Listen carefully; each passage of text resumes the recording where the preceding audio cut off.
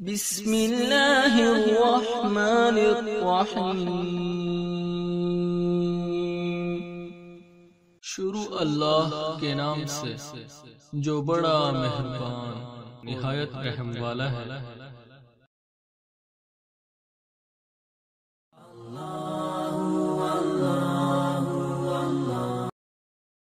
اعوذ باللہ من الشیطان الرجیم، بسم اللہ الرحمن الرحیم۔ الحمدللہ رب العالمین وصلی اللہ علی محمد وعلی آلہ طیبین الطاہرین المعصومین ولعنت اللہ علی اعدائہم اجمعین۔ اللہم صلی علی محمد وعلی محمد وعجل فرجہم۔ محترم ناظرین و سامعین، السلام علیکم۔ آج کی نئی ویڈیو کے ساتھ حاضر خدمت ہے، میں ہوں علی روحانی اور آپ دیکھ رہے ہیں ہمارا آفیشیل یوٹیوب چینل۔ محترم ناظرین و سامعین، آج کی ہماری ویڈیو جیسا کہ آپ کو عنوان سے اور تھمبنیل سے اندازہ ہو گیا ہوگا، آج ہم مختصراً اس ویڈیو میں بغیر کسی بحث مباحثہ میں پڑے، بغیر کسی دلائل کو آپ کے سامنے پیش کیے ہوگے، چونکہ یہ ایک ایسا موضوع ہے الحمدللہ جب سے یہ یوٹیوب چینل پہ پہلی ویڈیو ہماری آئی ہے اس دن سے لے کے آج کے دن بلکہ کل کے دن تک ہم نے قرآن، نہج البلاغہ، صحیفہ کاملہ، حدیث متواترہ، ہر جگہ سے توحید کے ضمن میں الحمدللہ آپ کی خدمت میں تعلیمات قرآن و اہل بیت پیش کی ہیں جی، اور انشاءاللہ آئندہ بھی کرتے رہیں گے، اور یہی ہمارا مقصد بھی ہے کہ ہم خصوصاً قوم کے نوجوانوں کو جو ہے قرآن، نہج البلاغہ اور صحیفہ کاملہ پڑھنے کی طرف متوجہ کریں، دعوت دیں، اور پھر ان سے عقائد اخذ کرنے اور ان عقائد کی تحقیق کر کے ان پہ عمل پیرا ہونے کی ترغیب دلوائیں۔ ہمارا پہلے دن سے ہی مقصد ہی یہ ہے، مطمع نظر ہی یہ ہے کہ ہم خرافات اور بدعات جو پھیلائی جا رہی ہیں زور و شور سے، اور ہر طرح سے یہ عنوان پیش کیا جا رہا ہے کہ معصومین علیہ السلام کو اللہ رب العزت کی طرف سے جو ولایت تکوینی کا عقیدہ گھڑا گیا ہے کہ ولایت تکوینی حاصل ہے، اور ولایت تکوینی کے تحت انہیں تصرفات کا حق حاصل ہو گیا ہے، یعنی کائنات میں خلق کرنا، امور تکوینیہ خاص کر پیدا کرنا، شفا دینا، رزق دینا، موت دینا، مطلب ان امور میں اہل بیت علیہ السلام تصرف کر سکتے ہیں، اور یہ حق ان کو خود ذات باری تعالیٰ نے دیا ہے جی۔ اب اس کی بنا پر، اس کی بنیاد پر، اس کی وجہ سے مومنین اور مومنات کی خدمت میں بات کو کچھ اس انداز سے پیش کیا جاتا ہے جس کا ہم خلاصہ اگر کریں اور کرتے آئے ہیں یا نچوڑ نکالیں تو وہ اللہ بھی اور یہ بھی، یہ اس کا بالکل ایک شارٹ سا خلاصہ بنتا ہے جناب۔ اس کا جو مطمع نظر بنتا ہے، مقصد بنتا ہے، وہ یہ ہے کہ مولا علی سے کوئی منت مان لی تو وہ اللہ سے مان لی، اللہ اس کو برا نہیں منائے گا، نہ مولا علی منائیں گے، نہ یہ شرک اس میں آئے گا۔ مولا علی سے یا اولاد علی علیہ السلام سے رزق اولاد، جس طرح کہ آپ دیکھ لیں، یا کاشف الکرب والی دعا دیکھ لیں، لکڑہارے والا معجزہ دیکھ لیں، اور دیگر اسی طرح وہ ایک دعائے فرج کے نام سے ہے، اس کا پہلا حصہ جناب خالص توحید لیے ہوئے، اور نیچے اس میں جو جس طرح سے وہ امینڈمنٹ کی گئی ہے کہ اے محمد اور اے علی آپ ہی میرے لیے کافی ہیں میری مشکلات کے حل کے لیے۔ تو مطلب اس طرح سے قوم کے سامنے نظریہ پیش کرنا کہ قوم کو آج یا علی مدد میں یا اللہ مدد میں کوئی فرق ہی نظر نہیں آتا، وہ کہتے ہیں کہ جی ایک ہی بات ہے، ہم مولا علی کو پکارتے اس لیے ہیں کہ اللہ نے ان کو طاقتوں سے نوازا ہوا ہے۔ بلا شبہ اللہ رب العزت نے محمد اور آل محمد علیہ السلام کو بے پناہ فضائل سے نوازا ہے، ایسے فضائل کے جو ہم شمار کرنے بیٹھے تو نہیں کر سکتے۔ بلا شبہ مولا کائنات علی بن ابی طالب علیہ السلام کے ذکر خیر کو رسول اللہ صلی اللہ علیہ وآلہ وسلم جناب خاتم الانبیاء نے عبادت قرار دیا ہے۔ بلا شبہ مولا کائنات علی بن ابی طالب علیہ السلام نے اپنی حیات مبارکہ میں اسلام کی جناب نصرت میں ہمیشہ وہ پیش رہے، اور تلوار کے ذریعے، اپنے علم کے ذریعے، اپنے فیصلوں کے ذریعے، اپنے سیکریفائسز کے ذریعے اسلام کو ہمیشہ مستحکم کیا ہے، اور نبی خدا صلی اللہ علیہ وآلہ وسلم کی ہر جنگ میں، ہر محاذ پہ اللہ کی دی ہوئی طاقت اور توفیق سے نصرت فرمائی ہے، اس میں کوئی شک نہیں۔ لیکن قوم جہاں پہ تھوڑا سا مغالطے کا شکار ہو جاتی ہے یا کر دیا جاتا ہے نوجوانوں کو، وہ یہ ہے کہ کیا معصومین علیہ السلام جب دنیا سے تشریف لے جاتے ہیں جی، اللہ کی جنتوں میں چلے جاتے ہیں، تو کیا تب بھی ان سے اسی طرح امداد مانگی جائے گی، اسی طرح رزق کے لیے اور اس کے لیے کہا جائے گا، پکارا جائے گا، جس طرح ظاہری حیات میں یہ چونکہ جتنے استدلال پیش کیے جاتے ہیں، جتنے دلائل پیش کیے جاتے ہیں، وہ ظاہری حیات مبارکہ سے لیے جاتے ہیں، جیسے جناب عیسیٰ علیہ السلام کے حوالے سے وہ جو دلیل دی جاتی ہے کہ اللہ کے حکم سے مردے زندہ کیے، کوڑی کو شفا دی، جناب ابراہیم علیہ السلام نے اللہ کے حکم سے جناب پرندوں کو کاٹا، ذبح کیا، مختلف پہاڑوں پہ رکھا، پھر آواز دی، پھر وہ، تو یہ سارے جو عنوانات ہیں، جو سارے معجزات ہیں، افعال ہیں، یہ ظاہری حیات سے ہیں۔ لیکن مسئلہ یہ ہے، مغالطہ یہاں پہ لگتا ہے کہ یہ نہیں بتایا جاتا کہ کیا قرآن اور اہل بیت نے ہماری اس طرف بھی رہنمائی فرمائی ہے کہ ظاہری اسباب میں مدد اور نیکی اور تعاون، یہ تو سورہ مبارکہ مائدہ میں اور جگہ جگہ قرآن مجید میں، مطلب یہ تو امر بالمعروف کے اس میں بھی آ جاتا ہے لیکن کیا قرآن اور اہل بیت کی رہنمائی ہمیں ضمن بھی ملتی ہے کہ جناب یہ ہستیاں جب دنیا سے چلی جائیں، یا ان ہستیوں کی طرف سے کوئی ایسی تعلیم ہے، کوئی ایسا حکم ہے، یا ایسی کوئی اجازت ہے؟ اگر ہے تو پھر تو کوئی مذائقہ نہیں ہے، پھر تو وہ ظاہر ہے راسخون فی العلم شخصیات ہیں، ہستیاں ہیں، اگر انہوں نے فرما دیا کہ گنجائش نکلتی ہے تو پھر نکلتی ہے، لیکن ان کا فرمانا مستند ان کے فرامین سے اور بامطابق قرآن فرامین سے، چونکہ انہوں نے فرمایا کہ ہماری کوئی بھی بات تم تک پہنچے اس کو قرآن کے معیار پہ پرکھو، مطابق قرآن ہو تو بسم اللہ فابہا لو، نہیں ہے تو اٹھا کر دیوار پر مار دو۔ اور اگر یہ ثابت ہو جاتا ہے، یعنی ایسے مستند فرامین اور حدیث ہمیں مل جاتی ہیں جن سے ثابت ہو جاتا ہے کہ انہوں نے جناب اس کی گنجائش نکالی ہے اور وہ مطابق قرآن بھی ہوں، یعنی قرآن سے بھی اس کی کو وہ مل جائے، تو پھر تو فابہا، ہماری سار آنکھوں پر، ہم تو مطلب آل محمد علیہ السلام کی کھینچ ہوئی لکیر کے فقیر ہیں، ہم تو اسے آگے جانے کو بھی جرم سمجھتے ہیں اور پیچھے رہ جانے کو بھی جرم سمجھتے ہیں، بلکہ آگے بڑھ جانے والے کو آل محمد علیہ السلام نے، یعنی غلو کرنے والوں کو، ان کی تو واپسی اور معافی کے تمام وہ رد کر دیے، پیچھے رہ جانے والوں کے لیے آل محمد نے خود گنجائش چھوڑی، جن کو عرف عام میں مقصر کہا جاتا ہے، ان کے لیے خود معافی کا وہ کیا کہ اگر وہ ہماری طرف پلٹنا چاہے مقصر، اصول الشریعہ میں قبلہ ڈھکو صاحب نے بھی یہ روایت لکھی ہے، پڑھ لیں، رجوع کر لیں، مطلب رابطہ کر لیں۔ آگے بڑھ جانے والوں کے لیے کوئی نہیں، جو کہ وہ دشمن خدا ہو گیا جس نے خدا کا کسی کو شریک قرار دے دیا۔ بے شک خدا کی بنائی برگزیدہ ہستیوں کو، مقدس ہستیوں کو ہی اللہ کے مقابل لے آئے، لیکن یہ بھی نہ قرآن کے بارے میں ہے، نہ قابل قبول ہے، کہ نہ ہی محمد اور آل محمد علیہ السلام کے قابل قبول ہے کہ جس کا پیغام وہ دنیا میں دینے آئے، جس کی رضا کے لیے وہ ساری عمر صحیح کرتے رہے، جس کو وہ راضی کرتے رہے قربانیاں پیش کر کے، جناب اپنے آپ کو مصیبتوں میں ڈال کے، قید و بند کی صحبتیں جھیل کے، اپنے بچوں کو قربان کر کے، جس ذات خداوند کو وہ راضی کرتے رہے، اس کی رضا کے طالب رہے، راضی پر رضا رہے، وہ آج ان کے نام کے، آج یا کل جب بھی ان کے نام سے ہی اٹھ کے اسی خدا کا ان کو خدا نخواستہ کچھ امور میں شریک قرار دے دیا جائے، تو کیا یہ ان کے لیے خود قابل قبول ہے؟ تو جو مغالطہ دیا جاتا ہے وہ ذکر علی بادہ، ذکر علی بادہ کہ علی کا ذکر عبادت ہے، اور یا علی مدد، اس کو مکس کر کے دیا جاتا ہے کہ جناب نبی خدا صلی اللہ علیہ وسلم نے علی کا ذکر عبادت قرار دیا، اور یہ لوگ جناب نام نہاد توحید پرست جو ہیں یہ اٹھ کے کہتے ہیں اصل جو فرق ہے، اصل جو معاملہ ہے وہ یہ ہے ہی نہیں، علی کا ذکر عبادت ہے، محمد اور آل محمد علیہ السلام کا ذکر، ان کی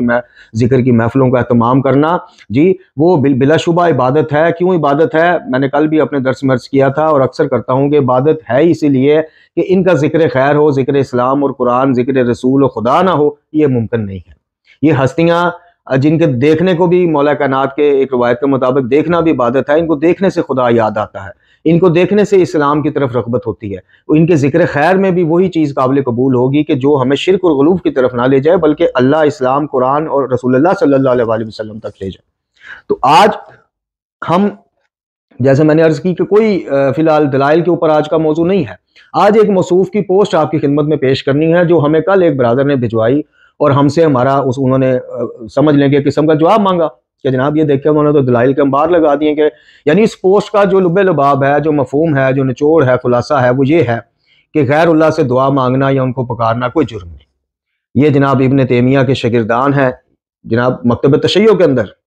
یہ ان صاحب کے بھی میں آپ کو پڑھ کے بھی دکھاتے ہیں، اور انشاءاللہ کوشش کریں گے کہ سکرین پر بھی چل جائے آپ وہ پوسٹ۔ سید شہباز اصفہانی ان کا نام ہے موصوف کا، اور یہ سنا ہے کہ یہ بھی یوٹیوب چینل کے اوپر کافی لمبے لمبے سیشن کرتے ہیں، اور ان کے ساتھ ایک مولانا صاحب اور ہوتے ہیں۔ بہرحال تو انہوں نے یہ پوسٹ لگائی ہے اپنی فیس بک وال پر، وہاں سے یہ ہم تک پہنچی ہے، اور ہم سے جب ریکویسٹ کی گئی تو ہم نے سوچا کہ کیوں نہ ان کی پوسٹ کو مکمل پڑھ کے ویڈیو کی صورت میں جواب دیا جائے، تاکہ سب اس سے دیکھیں اور جہاں ہماری کمی کوتاہی ہے ہماری اصلاح فرمائیں،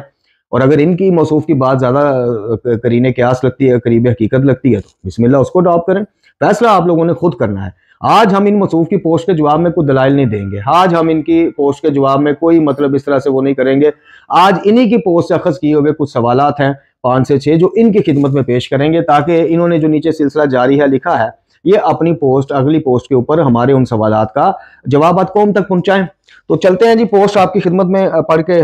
سناتے ہیں، اور یہ کوشش کریں گے کہ اس میں آپ کے سامنے بھی یہ ذرا نمایاں ہو جائے۔ یہ پوسٹ ہے جی سید شہباز اصفہانی نے یہ کی ہے، ایک دن پہلے قبل کی ہے، اور اس کا عنوان انہوں نے رکھا ہے کہ کیا غیر خدا کو پکارنا شرک ہے؟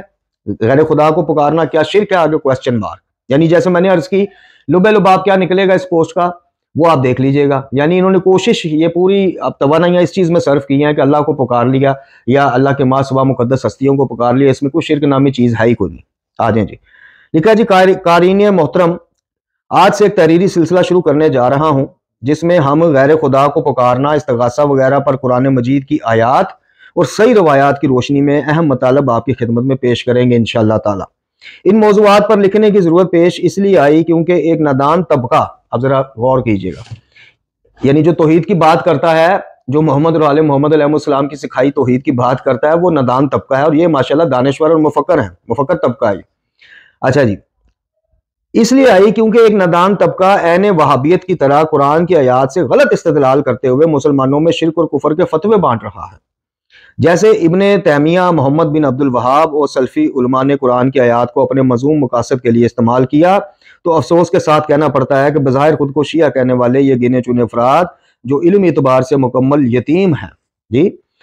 جو توحید کی بات کرتے ہیں، جو صحیفہ کاملہ سے دعائیں پڑھ ابھی تو یہ جو اس موصوف نے فتوے دیے نا، ابن تیمیہ، محمد بن عبد الوہاب اور مذموم مقاصد اور علمی، ابھی آپ فکر نہ کریں، ابھی یہ ان موصوف سے یہ پوچھنا ہے کہ آپ کی بات کو ہم نے صحیح ثابت کر لیا، آپ کر ہمت اور یہی فتوے لگاؤ ان کے اوپر کہ جنہوں نے اپنی دعاؤں میں کہا کہ مخلوق کا مخلوق سے مانگنا باعث ننگوار ہے. ہمت ہو، تھوڑی سی جرت ہو تو یہ فتوے ادھر تک بھی لے کے جانا. خیر ابھی پوسٹ پڑھتے ہیں. اچھا جی، جو علمی اعتبار سے مکمل یتیم ہے، سوشل میڈیا پر اپنی کم علمی سے مومنین کے درمیان تشویش بلکہ تکفیر پھیلا رہے ہیں. استغفر اللہ. تکفیر یعنی کفر کے فتوے لگا رہے ہیں. اچھا جی، تعجب آور یہ بات ہے کہ جب ہم ان شیعہ افراد سے سوال کیا کرتے ہیں یا کیا کہ غیر اللہ کو پکارنا شرک ہے، تو اکثر نے جواب دیا ہاں جی، اور جواب میں وہ آیات پیش کی جو بطور استدلال وہابیت کی کتابوں میں ہمیں دیکھنے کو ملتی ہیں. اچھا جی، یہاں پہ بار بار اہل حدیث برادران کا ذکر آ رہا ہے. وہابیوں نے بھی وہ آیات جو بت پرستوں کو خطاب کرتے ہوئے خدا کی طرف سے نازل ہوئیں ان کو عمومیت دیتے ہوئے کہا کہ یہ مشرکوں کے بتوں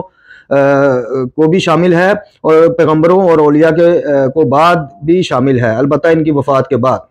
اور یہی نظریہ افسوس کے ساتھ شیعہ حضرات کے کچھ نادان افراد کا اس وقت ہے. اچھا، جبکہ وہابیت کے مد مقابل علماء دیوبند کی ایک تعداد معتقد ہے کہ ہر قسم کی ندا غیر اللہ سے کرنا شرک نہیں، بلکہ وہ ندا شرک ہے جو شرک کے اسباب میں سے کسی ایک کو شامل ہو. اچھا، بطور نمونہ انہوں نے پھر شیخ الہند محمود الحسن صاحب 1339 میں ان کی وفات ہوئی، ان کی کتاب تفسیر قابلی میں ایاک نعبد و ایاک نستعین کے ذیل میں کچھ استدلال پیش کیا، جس میں انہوں نے لکھا ہے کہ اس آیت سے نتیجہ نکلتا ہے کہ استمداد غیر خدا سے جائز نہیں ہے، البتہ اس سے جو مقربان الہی میں سے ہوں اور اس کو غیر مستقل سمجھا جائے اور محض رحمت الہی کا واسطہ گردانا جائے تو اس سے اس طرح کی استعانت طلب کرنے میں مشکل نہیں، کیونکہ اس طرح کی استمداد در حقیقت وہی مدد ہے جس کی بازگشت بارگاہ احادیث کی طرف ہے. اچھا، پھر وہ لکھتے ہیں موصوف صاحب پوسٹ کہ اب اس سے اندازہ لگائیں کہ دیوبند علماء کے نزدیک بھی ہر قسم کی ندا شرک نہیں. اب ہم غیر خدا کو پکارنے پر گفتگو کریں گے، بلکہ علمی انداز میں کہا جائے تو دعا اور عبادت کے درمیان کیا رابطہ ہے، موضوع گفتگو ہوگا. اس موضوع پر نہایت مختصر معروضات آپ کی خدمت میں پیش کریں گے. کیا دعا من غیر اللہ شرک ہے؟ اچھا، دعا کا مفہوم کیا ہے جی؟ راغب اصفہانی کا حوالہ دیا کہ انہوں نے کہا جی دعا کسی کو پکارنا ہے. دعا دال عین واو کا مادہ ہے جس کو سمجھانے کے لیے کچھ مثالیں انہوں نے لکھی ہیں جو کافی پھر لمبی ہو جاتی ہیں. پھر بخاری سے انہوں نے بخاری کی کتاب الایمان میں سے ایک حدیث پیش کی ہے. دعا ترجمہ اس کا یہ ہے کہ دعا لغت میں ایمان کو کہتے ہیں. پھر اب دعوت اللہ کا معنی کریں تو بنے گا امنت باللہ. اب جن آیات میں تدعون من دون اللہ تو اس کا مطلب تومنون بہم من دون اللہ ہوگا، پس یہاں پر یدعو من دون برابر ہے یومن بہم من دون اللہ کے. اب سمجھ آیا، فقط پکارنا ایمان نہیں ہے. اچھا، خود ہی نتیجہ نکال لیا انہوں نے. اچھا جی، تقریب ذہن کے لیے ایک مثال دیتے ہیں. جیسے فارسی میں ایک فعل جو چند معنی رکھتا ہے، زمین خوردن، یہاں مراد ہے زمین پر گرنا، یہاں زمین خوردن کا معنی زمین کھانا نہیں ہے. جیسے اردو میں کہتے ہیں فلاں نے تیر کھایا، یہاں تیر نے اسے زخمی کیا ہے، معنی مراد ہے نہ کہ تیر کھانا جیسے کھانا کھایا جاتا ہے. بس یہاں دعا کے معنی و مفہوم واضح ہو گیا مختلف مثالوں کے ساتھ. اب ہر جگہ دعا کا معنی عبادت نہیں لیا جائے گا، بلکہ قرآنی شواہد سے اس کا معنی معین کیا جائے گا. اچھا، پھر انہوں نے ابن تیمیہ اور دعا کا معنی کے نام سے لکھا ہے کہ جی ابن تیمیہ نے بھی ایک آیت جو یہ نام نہاد موحدین پیش کرتے ہیں، قال ربکم ادعونی استجب لکم، کہ تمہارا رب کہتا ہے مجھے پکارو میں تمہاری دعا قبول کروں گا، سنوں گا، اس کا حوالہ دیا ہے انہوں نے. اچھا جی، پھر نیچے لکھتے ہیں آپ کے ذہن میں اس کا کیا معنی آتا ہے، مجھے پکارو، مجھے آواز ہو تاکہ میں استجابت کروں. جبکہ ابن تیمیہ کہتا ہے کہ میری عبادت کرو اور اطیعو امری، میرے امر کی اطاعت کرو، یعنی فقط پکارنا دعا کرنا معیار نہیں، بلکہ دعا اگر یہ پکارنا عبادت کے ساتھ ہو تب ایسی من غیر اللہ سے شرک ہوگی۔ یعنی لب لباب جنہوں نے نتیجہ نکالا ہے کہ عبادت کیے بغیر کسی کو حاجات کے لیے پکار لیا جائے، مدد کے لیے پکار لیا جائے تو وہ شرک میں نہیں آئے گا۔ اور فارسی سے، عربی سے، ابن تیمیہ سے اور بخاری شریف کی ایک اس سے لے کے تو انہوں نے یہ اپنا استدلال پیش کیا ہے۔ اچھا، اگرچہ اس آیت کا ایک اور معنی بھی قلیل یعنی کہا گیا ہے کہ تعبیر کے ساتھ ابن تیمیہ نے نقل کیا ہے کہ جو کہ وہی سوال کرنے والا معنی، یعنی سلونی آتاکم، مجھ سے سوال کرو میں تمہیں عطا کروں۔ آخر میں ابن تیمیہ کہتا ہے کلال نوعین حق، یعنی دونوں معنی حق اور درست ہیں۔ پس نتیجتاً عبادت اور اطاعت کرنا دعا کا ایک قوی ترین معنی ہے، لہٰذا اولیاء اللہ کو پکارنا، ندا دینا جس میں ان کی الوہیت کا اعتقاد نہیں، کیسے شرک ہو سکتا ہے؟ یعنی کہ اگر ان کی الوہیت، ان کی عبادت نہیں کی جاتی، صرف ان کو مدد کے لیے پکارا جا سکتا ہے، تو پھر یہ شرک کیسے ہو گیا؟ خود اس آیت کو اگر مکمل ملاحظہ کریں تو ہمارے اوپر بیان کردہ معنی کی تائید ہوگی۔ اور تمہارا رب فرماتا ہے، آگے انہوں نے قرآن کی آیت لکھی ہے کہ تمہارا رب فرماتا ہے مجھے پکارو، آگے بریکٹ میں انہوں نے لکھا ہے یعنی میری عبادت کرو میں قبول کروں گا۔ یعنی یہاں پہ انہوں نے وہ جو استجب لاکم والی آیت ہے اس کا کیا کہنا چاہیے مطلب بھی بدل دیا۔ یعنی وہ آیت شروع کہاں سے ہوتی ہے؟ وقال ربکم ادعونی استجب لاکم، کہ تمہارا رب کہتا ہے، ادعونی کا لفظ ہے کہ مجھے پکارو میں تمہاری دعا قبول کروں گا، مجھ سے مانگو۔ جو ہر مترجم نے اس کا یہی لکھا اور مفسر نے تقریباً کم و بیش یہی لکھا، آگے حاشیے کچھ لگا دیے تو وہ الگ بات ہے، لیکن یہ صاحب کہتے ہیں کہ جی اس کا یہ مطلب نہیں ہے، اس کا یہ مطلب ہے کہ میری عبادت کرو میں قبول کروں گا۔ چلیں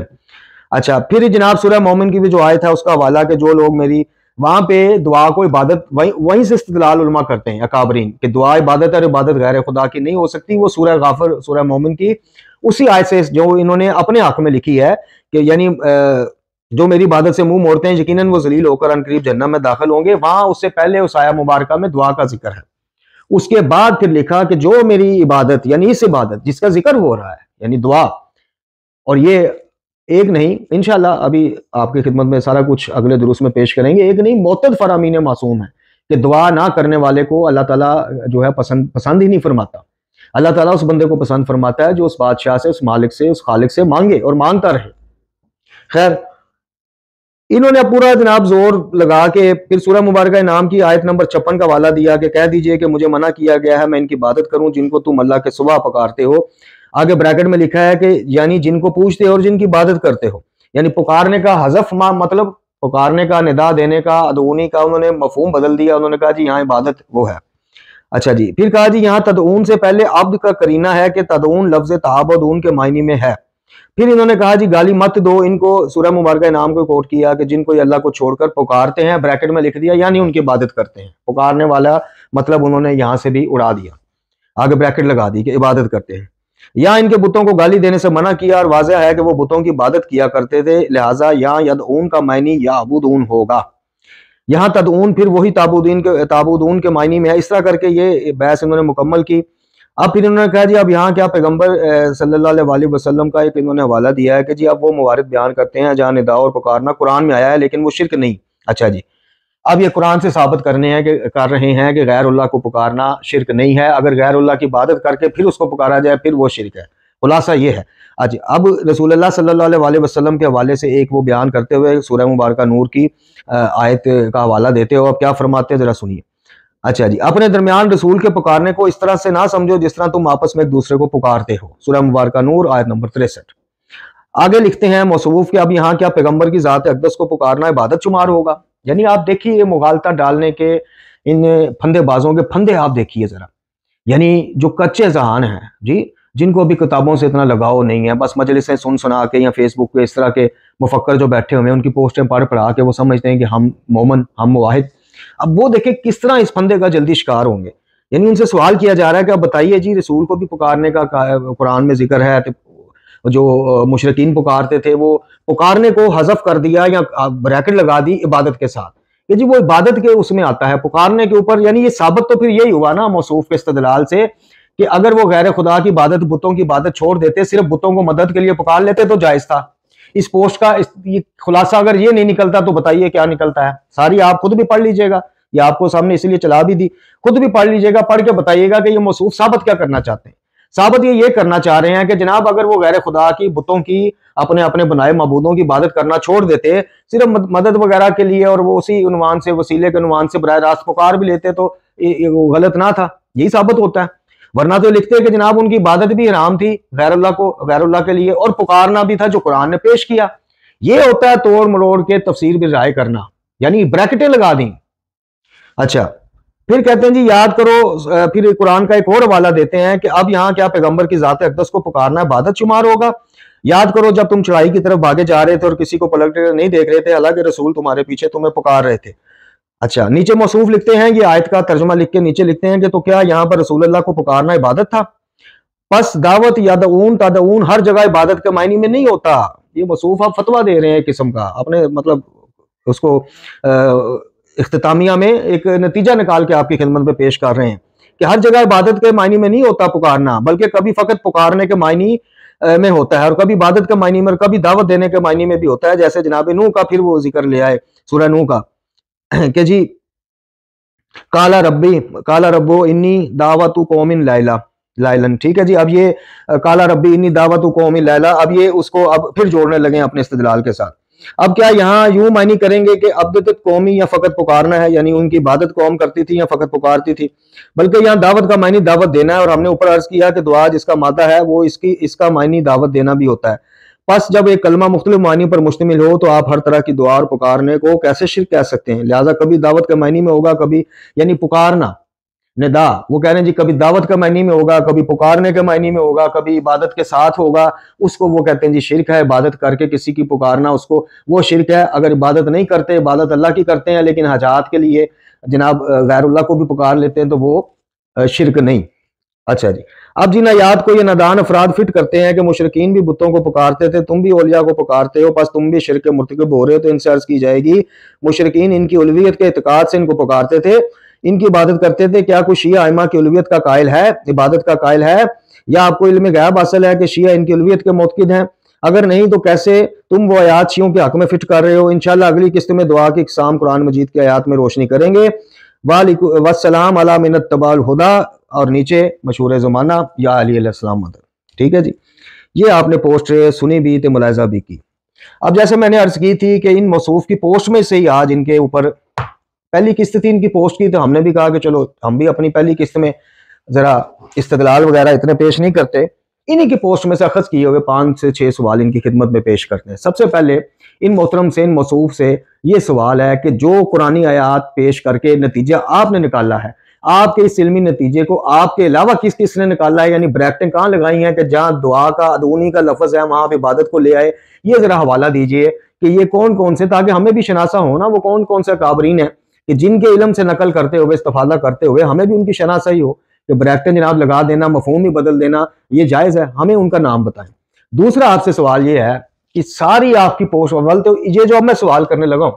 اس کے بعد اس ساری پوسٹ یا اس سے ملتے جلتے جتنے نظریات ہیں ان کے لیے شافی اور کافی جواب یہی ہے وہ جواب، لیکن میں سوالیہ انداز میں کرنے لگا ہوں۔ ماشاءاللہ آپ نے جو اتنا علم کے موتی بکھیرے ہیں اپنے تئیں اس پوسٹ کے اندر، مجھے یہ بتائیے کیا رسول خدا صلی اللہ علیہ وسلم کے بعد، خاتم الانبیاء سرکار کے بعد،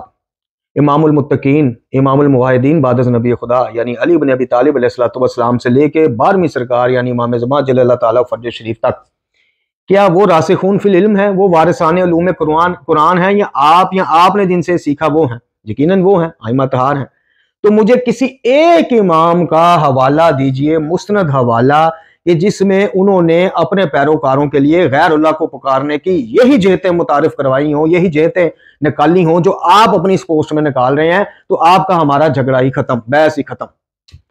ہم منوان جناب اس کو ایکسپٹ کریں گے اور اسی کا پرچار کریں گے۔ ایک امام کی کسی ایک حدیث سے، ایک روایت سے یہی مطالب ہمیں نکال کے دکھا دیجئے کہ اگر کوئی کسی کو خدا یا اس کی عبادت کرنے کے علاوہ حاجات کے لیے پکار لیتے وہ شرک نہیں ہے،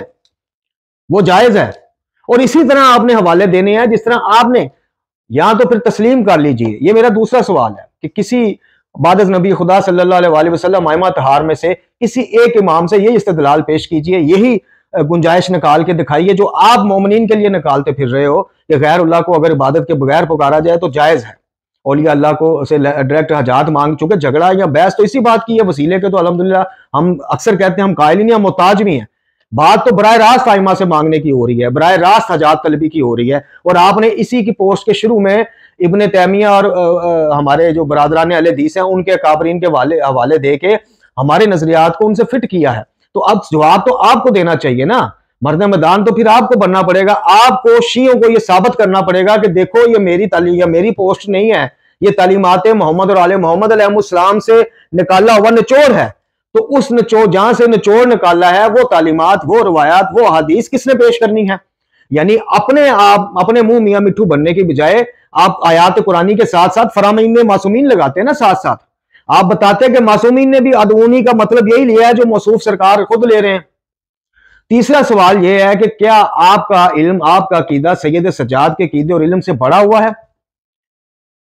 یا تو اقرار کیجئے کہ آپ کا علم بھی ان سے بڑا ہے، معاذ اللہ، تو آپ کا عقیدہ بھی ان سے بڑا ہوا ہے، اگر نہیں تو پھر یہ صحیفہ کاملہ میرے سامنے پڑی ہے، یہ صحیفہ کاملہ میرے سامنے پڑی ہے، اور اسی صحیفہ کاملہ میں ایک جگہ سید سجاد دعا نمبر 7 میں فرما رہے ہیں کہ اور تو ہی ہے کہ جن کو پریشانیوں میں جس کو پریشانیوں میں پکارا جاتا ہے، اور تو ہی ہے جو رنج و الام میں جائے پناہ ہے، ان چیزوں میں کوئی شے دور ہو نہیں سکتی۔ محترم ناظرین و سامعین، یہ ذرا غور سے دعا نمبر 7 کا نقطہ نمبر 4 ہے، یہ ذرا غور سے سنیے گا،